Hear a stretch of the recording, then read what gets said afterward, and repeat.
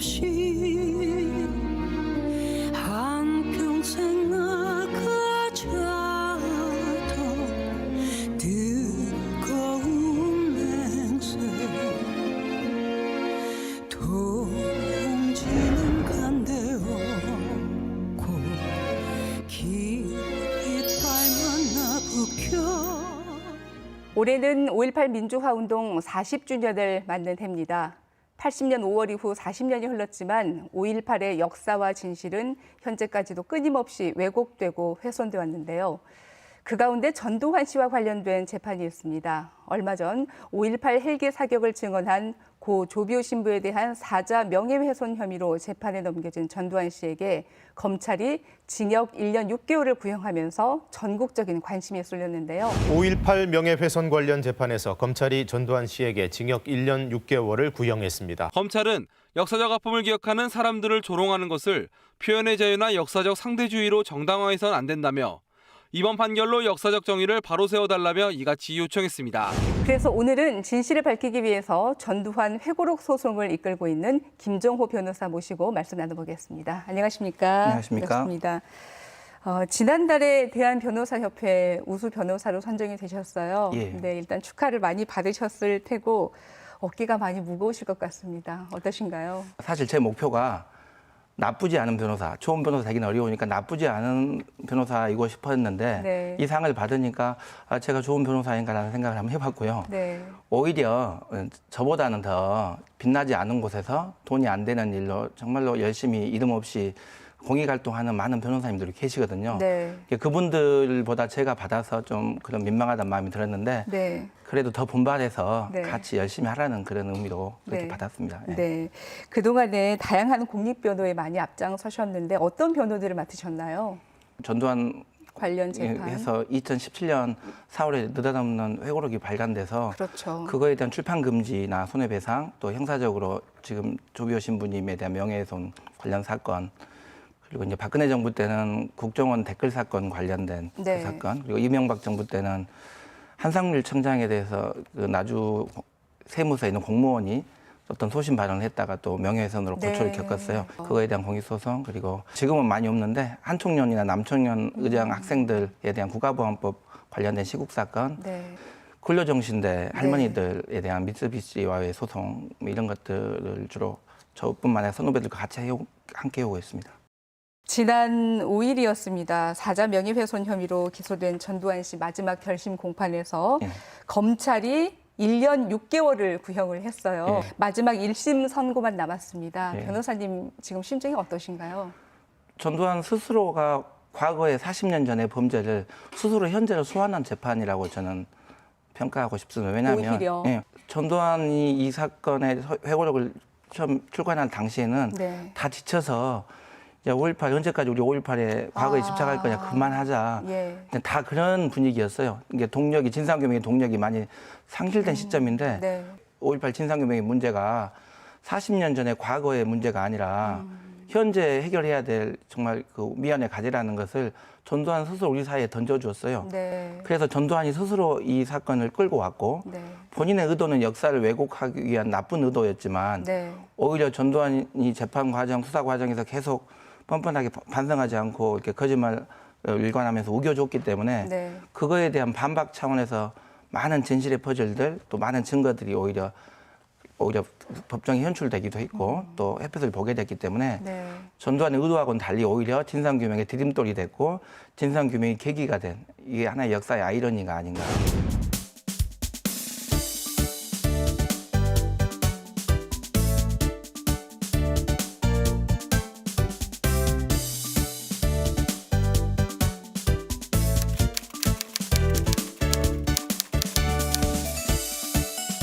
회고록이 나오지 않았다면 어쩌면 생기지도 않았을 재판일 수도 있고요. 다 미궁 속에 빠져 있을 쟁점들이 전두환이 회고록을 내므로 인해서 수면 위로 와서 같이 논쟁을 하게 됐고 네. 그러면서 많은 제보들과 많은 증거들이 함께 이제 논의하는 계기가 된 것이죠. 네. 전두환 씨 관련된 재판에 참여하게 되신 계기가 있습니까? 제가 2016년 6월호에 교도소에 접견을 갔다가 기다리는 시간에 네. 그 뭐 월간 신동아라는 잡지를 봤는데 네. 거기에 전두환과 이순자의 인터뷰가 커버 스토리 크게 실려 있었어요. 예. 거기에 이제 주된 질문이 5.18 강주 민주화운동 기간에 북한군이 개입했는지를 묻는 질문이 있었는데 네. 전두환 이순자가 금시초문이라는 표현을 쓰더라고요. 처음 들어본 얘기다. 네. 그리고 김만원 씨가 그렇게 주장하고 있는데 그거 모르냐 그러니까 내가 전방을 지키던 1사단장이었고 네. 부안사령관까지 했는데 내가 모르게 어떻게 북한군이 올 수 있냐. 김만원 씨의 멘트를 우리 연희동과 연결시키지 말라고 이렇게 말하고 네. 옆에 배석했던 고명성 상군사령관 출신의 사성장군도 똑같이 거들었어요. 네. 그래서 제가 마음속으로 이게 전두환이 이렇게 나쁜 짓은 했지만 북한군 개입했다는 거기에 동조하지는 않구나. 그나마 다행이네. 하고 이제 그 잡지를 덮고 잊어먹고 네. 있었는데 네. 불과 1년도 안 돼서 그때가 2016년 6월이었는데 네. 2010년 4월에 갑자기 회고록이 나왔어요. 회고록이 나왔는데 자기가 금시초문이라고 했던 내용을 김만원 주장을 다 전제해 놓은 북한군 개입설을 그대로 다 옮겨온 역사 왜곡에 접대성한 이 회고록을 낸 거예요. 네. 그래서 제가 너무 당황했죠. 네. 이 세상에 이럴 수가 있을까? 그래서 재판부도 이 출판금지 가처분에서 그 표현을 썼어요. 네. 2010년 6월에 모 월간지에는 북한군 개입설을 알지도 못한다고 했다가 네. 왜 몇 개월도 안 돼서 갑자기 북한군 개입설을 썼냐. 네. 1구2연의 모순이다. 한 입을 가지고 두 말의 모순된 말을 했다. 네. 이걸 보고 제가 너무 다른 일을 떠나서 이건 내가 해야 되겠다 해서 네. 과거의 이 아픈 생태계를 현재를 끌고 와서 정치적 이득을 노리고자 하는 많은 나쁜 의도를 갖는 그런 흐름들을 최소한 막아야 되지 않을까. 네. 그러려면 법원의 판결문이 가장 객관적이고 공식적인 것이니까 그 판결문을 꼭 남겨놓고 싶은 그런 마음이었습니다. 네. 이 재판이 중요한 이유 어디에서 찾아볼 수 있을까요? 그 40년 전에 전두환을 정점으로 한 신군부는 네. 총칼로 군사 쿠데타를 일으켜서 헌정 질서와 민주주의를 유린했었죠. 네. 그런데 지금은 이제 군사 쿠데타는 아니지만 전두환 회고록이라는 외국의 집대성판이라는 것을 출판함으로써는 지금 역사 쿠데타를 일으켰다고 생각합니다. 40년 전에 군사 쿠데타가 역사 쿠데타로 바뀐 것인데 네. 저희 대법원이 명확한 입장이 집단 표시 명예훼손 이론이라고 해서 네. 피해자가 특정돼야 된다. 피해자 집단의 크기가 너무 크면 형사고소가 불가능합니다. 그러니까 우리가 대부분 북한군 개입설 같은 것은 악의적이지만 그렇죠. 전라도를 비하하는 것이고 강주 시민을 비하하는 것이고 너무 방대하기 예, 때문인가요? 너무 피해자 집단이 크기 때문에 형사고소가 안 돼요. 네. 그런데 전두환이 너무 이제 자신만만하게 책을 쓰다 보니까 고 조비오 신부님을 딱 찍어서 비난한 게 유일하게 네. 헬기 사격이었던 거예요.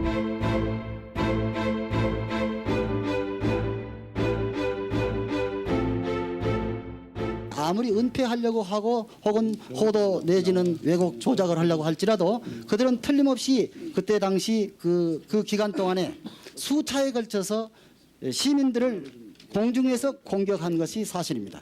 조비오 신부님 유족을 설득해서 이 부분은 한번 우리가 다시 법정에 세워보자. 그래서 이것은 개인적으로는 조비오 신부의 명예를 회복하는 소송으로 보이지만 네, 크게 결국 조비오 보자면. 신부님의 명예를 회복하기 위해서는 헬기 사격이 있었는지를 가려야 되기 때문에 그렇죠. 그런 역사적인 또 상징적인 재판이 되게 된 것입니다. 그렇다면 이 재판의 주요 쟁점이 바로 헬기 사격이 있었느냐 예, 아니냐가 예, 되겠네요. 그렇습니다. 그래서 객관적으로는 헬기 사격이 1980년 5월에 5.18 민주화운동 기간에 있었는지가 이제 중요한 쟁점이 거의 3분의 2고요. 네. 다만 형사처벌을 다루는 재판이기 때문에 피고인 전두환이 고의가 있었느냐, 과연 이게 허위인지 알면서 썼느냐, 이게 이제 좀 곤욕스러운 입증의 문제가 남아 있습니다. 네. 전두환이 이렇게 나올 줄 알았어요. 내가 헬기 사격이 있는지 없는지 나는 잘 모르는데 네. 지금까지 내가 수집한 자료나 내가 본 자료에는 헬기 사격이 없다고 해서 네. 그 근거에 대해서 썼다. 네. 근데 최근에 전일빌딩에 탄핵이 발견됐다고 하니 이제 추가 조사가 필요할 것 같고 내가 그것까지는 살피지 못했다. 네. 그래서 난 잘 모르고 쓴 것이다. 네. 이 정도로 나올 줄 알았어요. 근데 아예 이렇게 전체를 다 부인할지는 몰랐죠.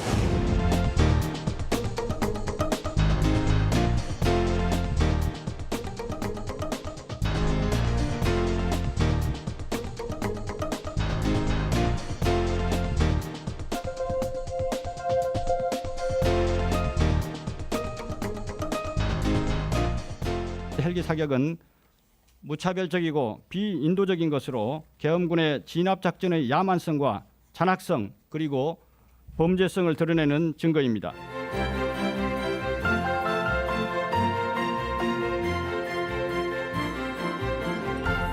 그렇다면 헬기 사격을 목격한 증인도 있고요. 방금 말씀해 주신 국가수 감정 결과도 탄핵이 맞다. 전일 빌딩도 그대로 존재하고 있고요.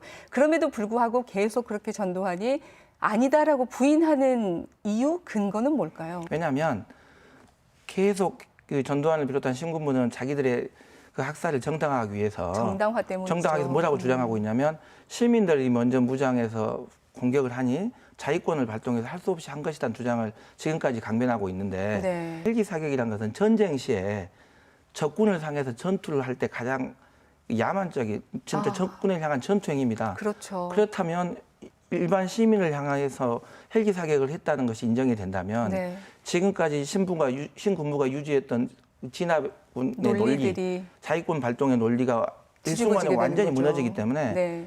이 논리를 끝까지 지키기 위해서는 헬기 사격을 끝까지 이렇게 네. 부인하는 게 당연하고 나는 네. 그 심정을 이해합니다.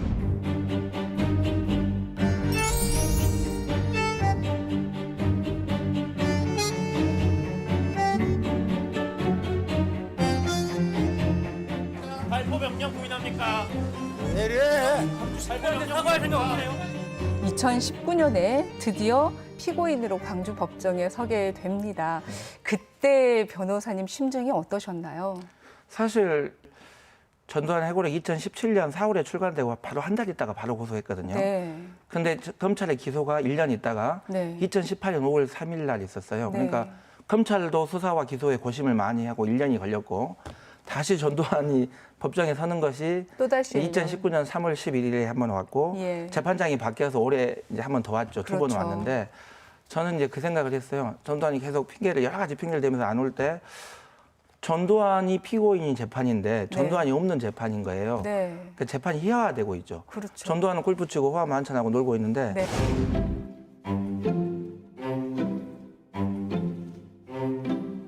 광주하고 내하고 무슨 상관이 있어? 광주 학생 돼서 모른다 난. 내가 이 사람 발포 명령 내도 유치해도 있지 않는데 군에서 명령도 검사 명령을 해. 전두환은 골프 치고 호화 만찬하고 놀고 있는데 네.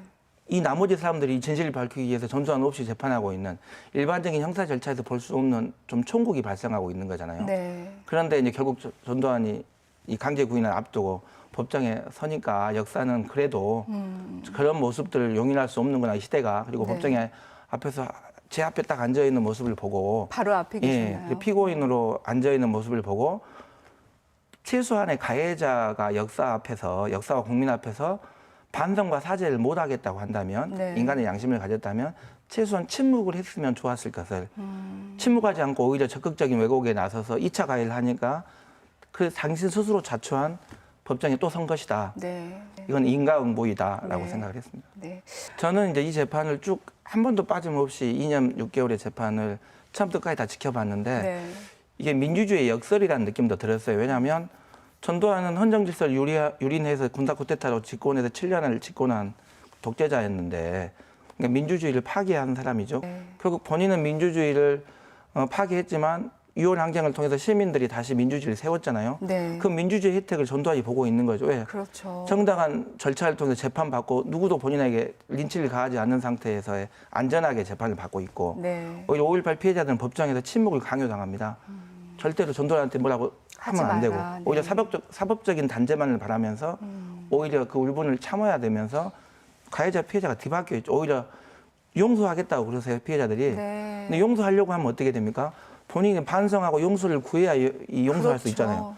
용서하고 광주는 용서하고 화해를 하고 싶은데 반성하지 않으니까 용서할 수도 없는 이 기막힌 상황이죠. 이번에 있었던 재판에서도 역시 전두환은 불출석을 했고요. 예. 또 변호인은 무죄를 주장하면서 4시간에 걸쳐서 변론을 예. 했습니다. 예. 어떤 주장들을 했었나요? 5월 22일부터는 무장헬기가 있었다고 인정을 합니다. 네. 대신 쏘지 않았다는 논리예요. 네. 근데 5월 21일은 무장헬기 자체가 없었다고 지금까지 주장합니다. 네. 근데 우리가 이 법정에서 보안사의 일일 속보 처리나 5.11 연구의 문서에서 5월 21일에 광주에 무장헬기가 파견된 것이 다 발견이 됐어요. 네. 그럼 그런 것을 논증을 하면서 논박을 해줘야 되는데 이 4시간의 변론이 뭐냐면 우리가 주장한 것을 하나씩 논증하는 게 아니라 네. 전혀 언급하지 않고 네. 그냥 자기 얘기만 하는 거죠.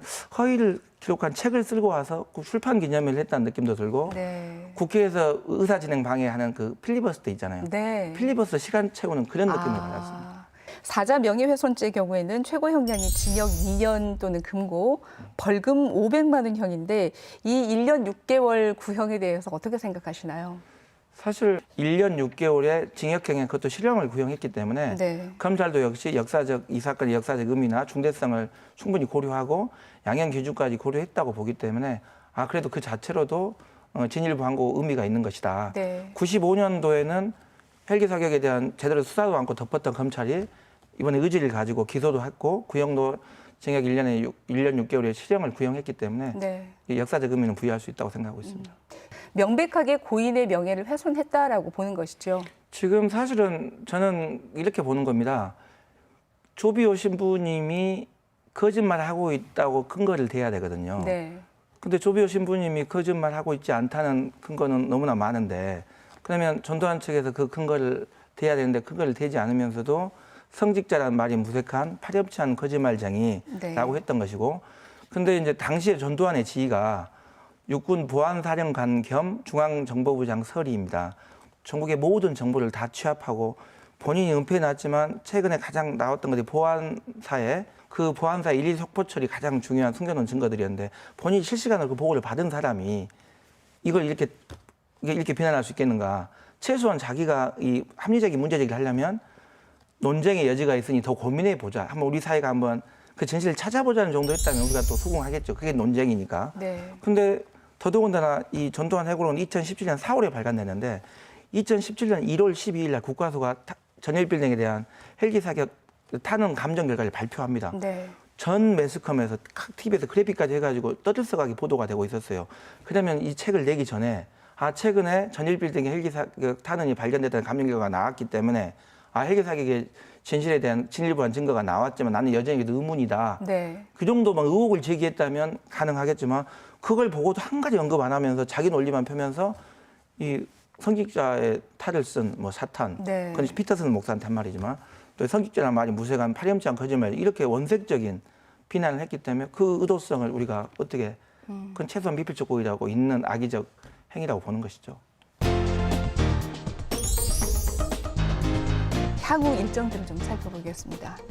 1심 재판부가 과연 어떤 결정을 내릴지 정말 전 국민적인 관심이 모아지고 있는데 변호사님께서는 어떻게 생각하시나요? 어차피 법이라는 것이 상식으로 확인하는 것입니다. 네. 상식의 범위를 벗어나는 판결이 과연 국민과 소통할 수 없는 것인데 이 사건에서는 움직일 수 없는 증거인 전일빌딩에 대한 국가수의 타는 감정 결과가 있을 뿐만 아니라 전두환 측에서 계속 5월 21일에 대해서 무장헬기 자체가 출동한 적이 없다고 강변하고 마지막까지 그랬지만 5월 21일에 이 발견된 이 기밀 문서에는 대구에 있는 이군 사령부에서 9시에 2대가 급파된 것이 다 발견됐거든요. 네. 그리고 31사단에 전혀 무장한 500MD 항공기가 없었고 지휘기만 있었다고 마지막 최후 변론까지 그렇게 주장했지만 5월 19일부터 항제 끝날 때까지 완전 무장한 500MD가 31사단에 3대가 계속 있었기 때문에 광주 상공에서 있었던 군 문서의 증언뿐만 아니라 군 문서에 의해서도 다 이렇게 이 발견된 것들이 다 있습니다. 재판부가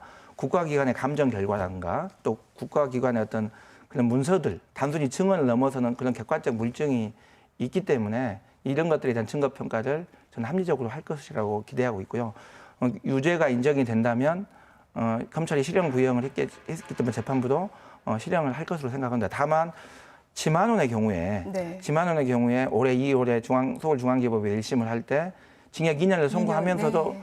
실형을 하지 않고 불구속 실형을 하는 예외를 인정했거든요. 네. 노무현 대통령에서 사자 고인의 명예를 훼손했다는 혐의인 조현호 경찰청장에 대해서는 실형이 10개월이 1심에서 선고가 됐고 대법원에서 8개월이 확정이 됐어요. 네. 그거는 불구속 실형이 아니라 정말 실형이었습니다. 네. 저는 최소한 두 사건이 기준이 돼서 네.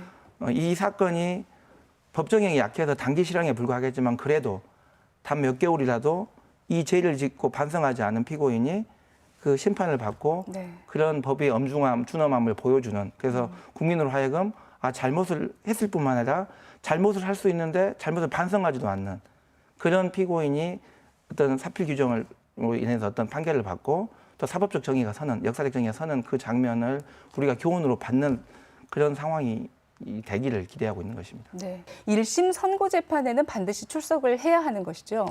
공판 절차에는 불출석 허가를 받으면 나오지 않아도 되지만 판결 선고 기일에는 피고인이 반드시 출석할 의무가 있습니다. 네. 그래서 전두환이 11월 30일에는 반드시 출석해서 법원의 판결을 받는 모습이 역사적으로도 그렇고 상징적으로도 상당히 중요한 의미가 있을 것 같고, 만에 하나 전두환이 안 나온다면 네. 다시 구인장 발부받아서 와야 되기 때문에 설마 그런 강제적으로 뭐 끌려오는 모습은 본인을 위해서든 네. 또 지켜보는 국민을 위해서든 또 사법부 존중의 의미에서도 그런 일은 발생하지 않았으면 좋겠습니다. 스스로 와서 선고를 받기를 바랍니다. 이번 재판을 이끌어 가시면서 힘든 일 무척 많으셨을 텐데요. 시민분들, 시청자분들께 전하고 싶은 말씀 있으시면 한 말씀 해주시겠습니까? 예, 국가 권력의 선의를 믿지 말자. 그게 어떤 권력이든 우리 민주주의 역사에서 국가 권력은 항상 견제와 균형, 또 시민의 감시가 있어야 됩니다. 지금도 국방부나 국정원이나 또 핵심적인 어떤 권력기관이 온전하게 자료를 제출하고 있지 않거든요. 네. 민주정부가 됐다고 하더라도 마찬가지 일이기 때문에 우리가 끊임없이 감시를 해서 그 기록들이 다 나올 수 있도록 감시 활동이 필요하다는 생각이 하나 들었고요. 두 번째는 악은 성실하단 말이 있는데 전두환 해고록은 아주 성실한 책입니다. 네. 이 팩트 체크를 하지 않은 상태에서 전두환 해고록을 읽기 시작하면 네. 정말 그랬음직한 정말로 아주 성실하게 쓰여져 있는 책이라는 생각이 들어서 제가 서늘한 느낌이 들었는데, 무서운 말이네요. 그래서 사실은 거짓을 사실처럼 주장하는 사람들은 아주 성실하고 집요합니다. 오히려 네. 사실처럼 주장해야 되니까. 그런데 의외로 그 진실을 지킨다고 생각하는 사람들은 네. 우리가 진실을 지키고 있다는 그 선의를 너무 과신한 나머지 느슨합니다. 네. 그래서는 안 될 것 같고요. 진실을 지키려고 하는 사람들이 더 치열하게, 더 치밀하게 입증하고 노력해야 된다는 것을 우리가 이 사건 전두환 회고록 관련 재판에서 제가 교훈으로 배우고 있습니다. 네. 시민들이 가져주시는 그런 관심이 굉장히 큰 힘이 될 수 있겠죠. 가해자는 사라지고 피해자만 남게 된 5.18의 진실. 이번에는 과연 진실의 문을 열 수 있을까요? 세월이 가면서 피해자와 증거는 사라지게 되고 기억은 흐려지기가 쉽습니다.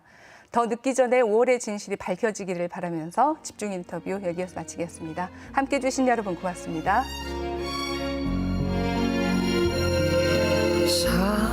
사랑도 명예도 이름도 남김없이 한평생 나가자던 뜨거운 맹세 동지는 간대었고 깃발만 나부켜 새날이 올 때까지 흔들리지 말자. 제가 이 노래를 다시 불러야겠구나라고 생각을 했던 것은 역시 그 부분이거든요. 아직도 사과하지 않는 세력들이 있다는 것, 인정하지 않고 있는 역사적인 사실, 진실. 저 또한 잊지 않아야